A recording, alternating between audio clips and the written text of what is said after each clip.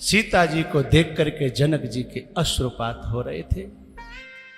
बोले अपनी बेटी के लिए सुख सुविधाओं की सामग्री तो सब देते हैं, लेकिन कभी बेटी को वनवास भी जाना पड़ेगा, ये तो कोई बाप सोचता भी नहीं है ना।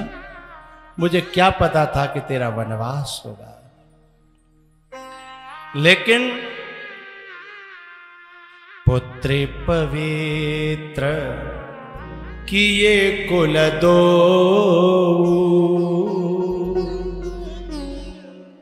इतना बड़ा संकट आने पर भी तूने मायके में बिल्कुल खबर नहीं दी। सीता जी ने कहा पिताजी आपने मुझे संस्कार दिए हैं, सुख में दुख में अपने प्रारब्ध को खुद ही काटना पड़ता है, फिर अपने माँ बाप को मैं कष्ट दे करके क्या हासिल कर लेती।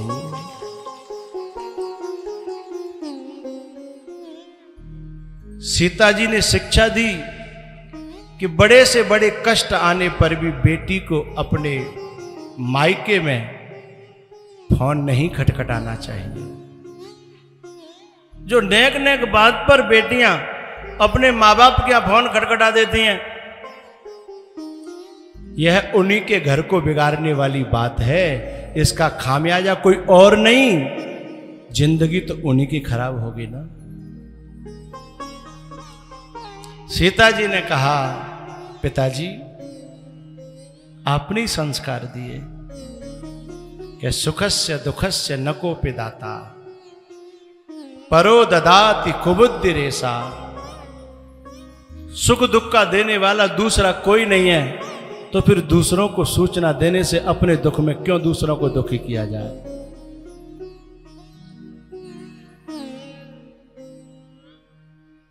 पिताजी आप आए, अच्छा है, शायद कोई समाधान मिल जाए। सभा हुई, फिर कोई निराकरण नहीं निकला। फिर तीसरा दिन हो गया।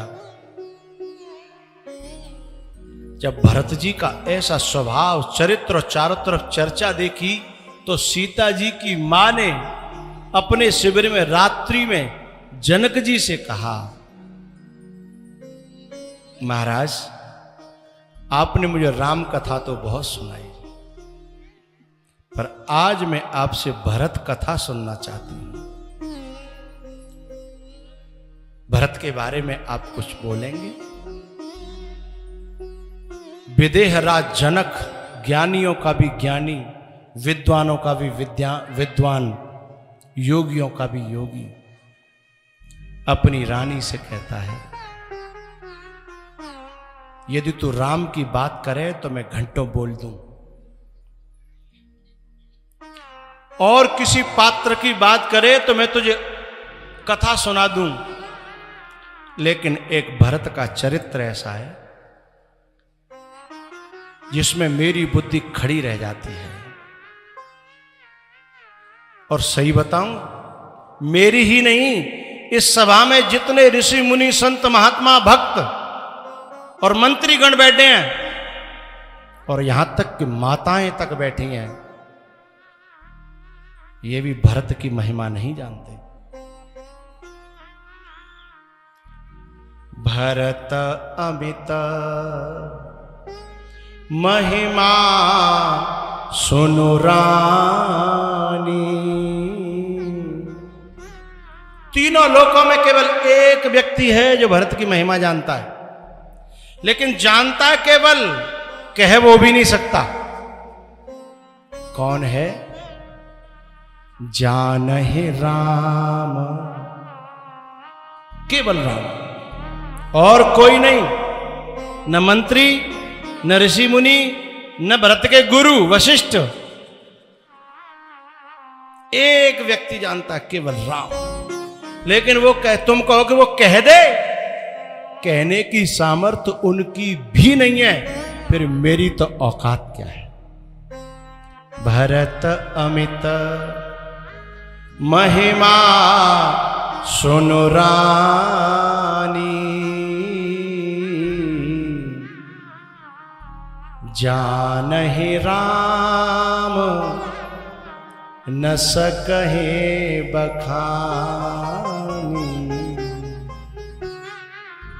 जानहि राम न सकहे बखान।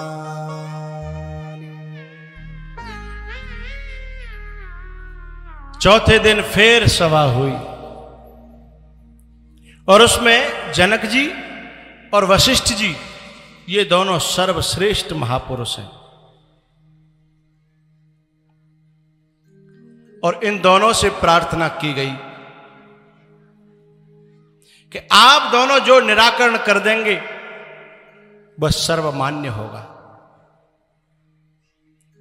लेकिन इतना बड़ा निर्णय कोई अपने सिर पर कैसे ले ले? इतना बड़ा निर्णय, कहीं कोई त्रुटि हो गई तो?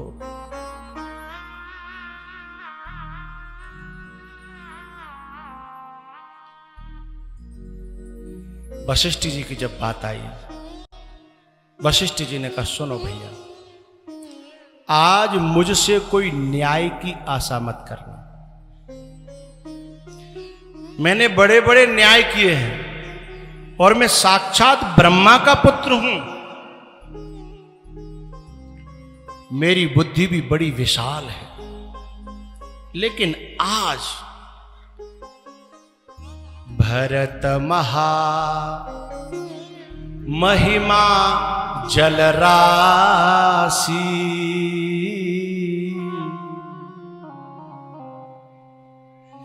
ये भरत की जो महिमा है ना, इतना बड़ा समुद्र है कि मेरी बुद्धि इसमें घुसने से डर रही है कहीं डूब न जाऊं। मुनि मति ठाड़े तीर अबलासी, भरत महा महिमा जलराशि, मुनि मति ठाड़े तीर अबलासी। भैया सभी सभा वाले सुनो, मेरी एक प्रार्थना है, आज मुझसे न्याय नहीं होगा। बोले क्यों?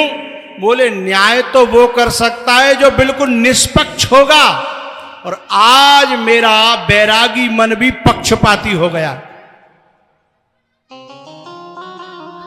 मैं निष्पक्ष नहीं रहा, और मैं खुलेआम कह रहा हूं मैं कोई न्याय करूंगा तो वो गलत हो जाएगा। अब जिसको अपनी बुद्धि पर भरोसा न रहा हो, मुनि मत ठाड़ तीर अवलासी, किसी ने कहा कि आप कैसे पक्षपाती हो गए? तब वशिष्ठ जी ने बताया कि इस राम वनगमन में मैंने जो भरत का प्रेम देखा है, इस समय हो सके तो राजा जनक न्याय कर दें, मुझसे आशा मत पालना। क्यों? भरत भगते बस भई मति भोरी, भरत भगते बस। अब मेरी जो बुद्धि है वो भरत के प्रेम के बस में हो चुकी है, इसलिए ये न्याय भरत के पक्ष में देगी।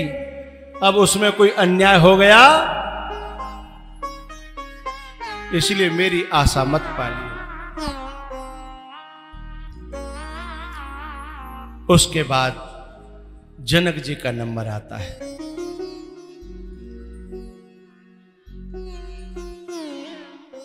जनक जी, एक बात आपसे कहना चाहता हूं, ज्ञानी तो हैं ही, विद्वान तो हैं ही।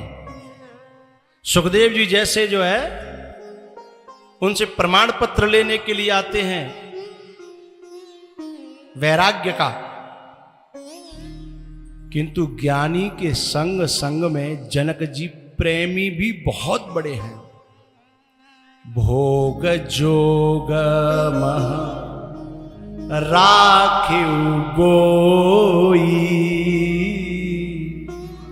भोग जोग